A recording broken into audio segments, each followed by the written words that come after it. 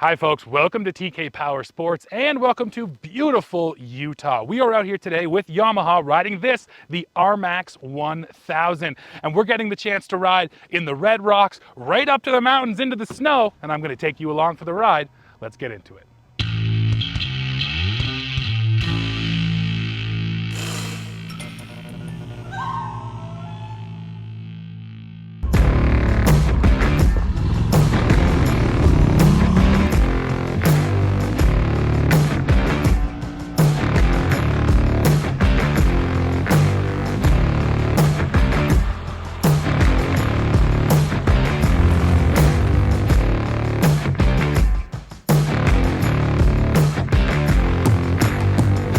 Kick it off with the walk around. So this RMAX 1000 is powered by a 999cc parallel twin engine.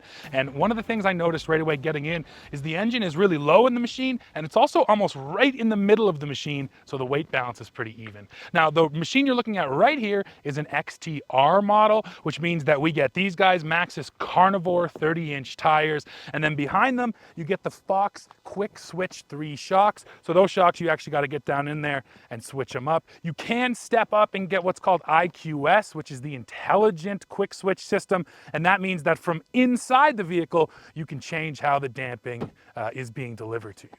So as we roll back, I always like to point out on the RMAX, you only get door handles on the inside. Seems a little strange at first, but once you've covered a door skin in mud, it makes total sense. You don't want that on the outside. The other thing I always notice in a Yamaha is this little guy right here. It keeps your shoulders in and keeps your arm in. For me, a bigger dude, it's also a little bit uncomfortable, I'll be honest, but Yamaha's so safety focused, and that's another one of those little things they do to make sure you're not, sticking out of the machine as you ride. So here's the other kind of defining characteristic of the RMAX 2. You get an actual dump bed, and you can see this is actually the cameraman's rig right here. They're bringing all their camera gear with them, and you can fit it in this bed. And then you'll see us riding in a second. These things are incredibly capable. You can move at high speeds, but you still get an actual dump bed to haul all your stuff. So this is really a best of both worlds machine. Now out back, I also like to point out, you are getting a hitch receiver down there, 2-inch hitch receiver, which is handy. And I think that's about it for now. Why don't we hit the trail and I'll tell you how it feels. And now folks, here we are behind the wheel of the RMAX 1000.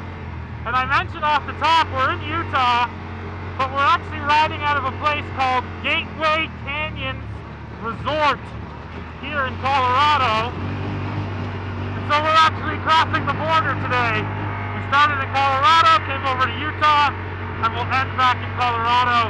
And the trails have been really varied. We've had mostly high-speed stuff like this, where I can really let it eat, and then occasionally you'll get into some washes and some rocky cliff faces. So a really good cross-section of trails to try out this RMAX 1000. And the other thing I'll say is that we are at, let me check my Adventure Pro, we're at 5,400 feet right now. So we are feeling the effects of the altitude on the engine. And that's actually where I'll start, is with the power plant. And I gotta say, it feels good, even at this altitude. Loads of power, and Yamaha has brought out what they call their D-mode switch. So you put it in sport, and what it's doing is adjusting the throttle response. It's just adjusting the pedal mapping so that in sport mode, right off the bat, you barely put your foot into it, and you feel the power just rev right up. In trail mode, a little easier to modulate, and the one thing I find actually is in trail mode, my foot sits a little flatter, so it's actually a little bit more comfortable. And then you have rock crawl, which will be the easiest to modulate. And the one important note though that Yamaha mentioned is that in all three D modes, you're still getting 100% of the power. So it's not like they're limiting your top end power, they're just limiting the actual travel in the pedal and how the power is delivered. And yeah, running at altitude, I put it in sport mode for most of the time until my foot got a little tired, but it makes all the difference. Size-wise, wheelbase-wise, everything feels just right. The wheelbase is just long enough so you're not bucking front to back too often, but also just short enough that it feels tight coming around these corners. Now another interesting decision on the handling by Yamaha, they put a sway bar in the front, but not in the back. So on your front, you really get this stiffness out of it, whereas the back is allowed to roll a little bit more. And what I've found with that is even in four-wheel drive here on the dirt, the front end feels like it has great turn-in bite, and then the back end occasionally has to rotate a little bit to sort of catch up. But it does rotate freely and easily, and I've had no issue with kind of keeping it in check this whole time. So handling wise, again, a really nice balance. Now, I'm here in the limited edition model, the LE. So I have what's called the IQS suspension, which is a switch up here on the dash. I can switch those Fox shocks between three settings: comfort, medium, and firm. Now, I prefer comfort for most things out here. It makes the suspension the softest. So what that means is that you're rolling through the corners a little bit, and you also do have a tendency to bottom out a little easier. But on the flip side, as the name suggests, when you're not running over the huge bumps, it just soaks everything up and keeps you nicely isolated in the cab. The most important part of that is I can switch it on the fly. So right now I'm in medium, and then suddenly, oh, big whoops coming up, switch it to firm, run through the whoops, switch it back to comfort. It really is that easy, and I really like that. I wish Yamaha would use these on all their models, but of course, it's a question of cost. Adding this system is going to make the machine more expensive, and it might not be worth it to everybody. So if you do get just that XTR model, for instance, you get the physical clickers on the Fox shocks, which means that you got to get out, change them yourself, and you aren't doing that on the fly, and it's also no fun to do that when the machine's really muddy. One of the unbelievable features you can find when riding out here are actual Velociraptor tracks. Hopefully you can see it right down there in the stone. And then there's another one over here, which is extremely clear. Right down there, full of water.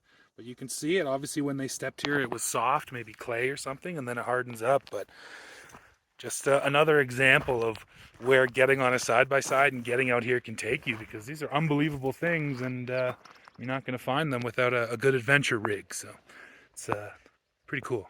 Power steering, unlike Can-Am, which offers you different power steering levels, and I think the Razor Turbo R, Yamaha dials in one power steering setting, and that's it. You can't change it. In my opinion, it's a little on the light side. Now, we're doing 100 miles today, and when you do 100 miles, you don't want the steering to be too heavy because it's fatiguing. So I will say that on this ride, it's an easy machine to drive. The wheel has never once been ripped from my hands. The power steering is absolutely doing its job. I just wish on some of the slower sections, when you're kind of in the rocks and you're wanting to feel a little more feedback out of the wheel, I wish I had a heavier power steering setting like I do, like I said, on the Can-Am machine. So, yeah, Yamaha could look into maybe offering that. But just know, if you do buy this, your power steering is going to be on the lighter side, but there's just enough feedback in the wheel to keep it fun as well. A quick overview here on the cockpit of the Yamaha. First of all, you have these nicely bolstered seats here. Again, I'm a big dude, but I fit nice in here, and they really do hold on to me well. Same with the steering wheel. I like these indents they have right here for your thumbs. It also kind of reminds you not to hook your thumbs around. You want your thumbs just to kind of slot right into those pre-made indents. I do have a little digital screen right in front of me, delivering sort of the most important information, but the really cool screen is over here. This is Yamaha's Adventure Pro, so you can see the information it's delivering now. Of course, this is totally customizable, so you can change up what information it's delivering. You can click on the map, you can go ahead and look around. That white trail is actually the trail we're going to be following, so you can pre-map where you're going. It's seriously handy, and honestly, again, coming from automotive, this is the kind of things we have in all our trucks and Jeeps now. We get off-road pages, and it gives us all this information, so why not in a side-by-side, especially things like altitude. Today, we've gone from 5,000 feet up to 9,000 feet, and it's fun fun to be able to watch the altimeter. The other thing I'll quickly mention is the passenger side. You do get this big beefy grab handle right here in front of the passenger, and that's also adjustable forward and back. And then finally, storage. I always like to point out, you do get a bin right here under your arm, not very deep, but enough for a phone, maybe some sunglasses, something like that. And then over here again in front of the passenger, you got a full glove box down in there, quite deep, can fit a lot of stuff. And then just above, I like this little shelf, and Yamaha actually puts this rubberized material in here. So I even threw my phone there for a while and it actually stuck right in there. Other features, I have an SSV Works stereo here. I've actually been listening to my tunes on Bluetooth all day. That's been great. You get a USB port down here so you can keep your stuff charged, and an aux in so you can actually plug your tunes in as well. Loads of features when it comes to sort of the fun stuff. And then the features over here, these control how the machine works. So this is D mode. That's going to control your throttle response. In sport, you get instant throttle response. In crawl, you really got to dig into the pedal to get it to go. But it's nice to have that. You can switch it on the go as well. On the left side of my wheel, I have lights. And then, of course, I have two-wheel drive, four-wheel drive, and diff lock. And I said this in my interior stand-up, but now that I'm riding, I'll reiterate. I'm a big guy, 6'2", over 300 pounds, and I fit fine in here. Tons of helmet clearance to the roof.